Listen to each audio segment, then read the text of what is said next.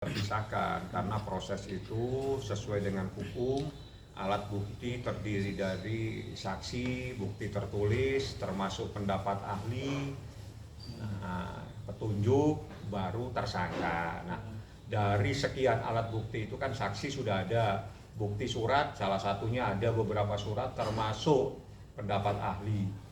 Ada sendiri, visum adalah bagian dari proses yang bisa dikategorikan sebagai bukti surat. Bang, saksi kan awalnya 11 ya. Kenapa cuma 8 gitu? Ya Apakah ada menurut saya pertimbangan 8, tersendiri jumlahnya nggak sih? saya nggak hafal. Saya kan harus yang mengetahui secara pasti jumlah saksi itu adalah penyidik. Saya hanya mengetahui saksi yang kebetulan saya sampaikan. Tapi ini saksi semuanya atau hanya beberapa yang dimintai keterangan lagi, Bang? Semua dimintai keterangan. Karena itu dalam proses penyidikan. Nanti setelah semua saksi dimintai keterangan, saksi terakhir yang dimintain keterangan terlapor. Keluarga Fadil juga bagian dari saksi gak menurut abang sendiri nih? Beda, itu bukan beda. Ada bagiannya. Jadi paling nanti terlapor akan segera dipanggil. Bang, tapi SPDP ini Fadel juga sudah menerima surat juga nggak sih? Kalau Nikita Mirzani menerima secara yuridis, secara hukum pasti menerima juga. Tapi saya kan tidak tahu. Tapi saya hanya melihat karena Nikita menerima, berarti yang dilaporkan juga menerima, itu pasti. Karena kan itu dari penyidik menyampaikan surat itu. SPDP ini dikeluarkan ketika minimal 2 alat bukti itu sudah terpenuhi gitu.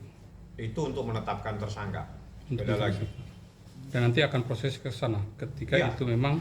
Jadi minimal 2 alat bukti itu berdasarkan putusan Mahkamah Konstitusi, di mana untuk memberikan tafsir terhadap KUHP, untuk menentukan seseorang itu menetapkan seseorang menjadi tersangka itu harus minimal 2 alat bukti. Jadi kalau alat buktinya baru 1 tidak bisa. Jadi minimal 2 alat bukti. Nah kalau begitu harus kembali lagi apa yang dimaksud dengan alat bukti.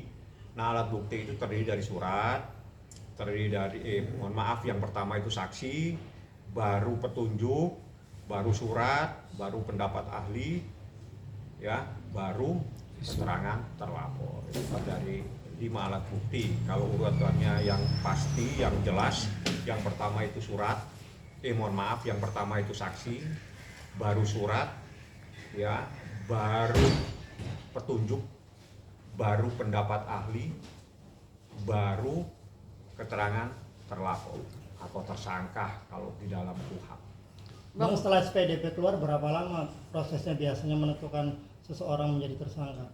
Itu yang bisa menjawab penyidik. Polres, bukan saya, karena mereka yang paham. Bang, ini kan ada dugaan ya, baru dugaan aja. Pihak Fadel dari keluarga Fadel sendiri kan mengetahui adanya Laura pernah tinggal bersama keluarga Bajudah ya. Apakah itu merupakan dari kunci juga kesaksian mereka? Maksudnya apa? Nggak, maksudnya gini loh Bang, artinya mereka kan punya saksi, gitu kan? Iya, jadi gini, kan sempat ada pengakuan dari pihak sana kalau Laura itu pihak sebelah. Di sebelah sana, sebelah Ya, juga. intinya sana. Siapa? Nggak bisa. Kalau Orang tua dari Fadel pernah mengatakan kalau Laura pernah tinggal bareng di rumah Fadel.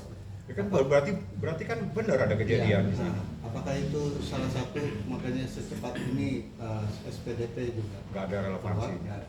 Kita fokus kepada saksi kami yang kami ajukan, termasuk bukti-bukti, termasuk visum, itu adalah bagian yang tidak terpisahkan.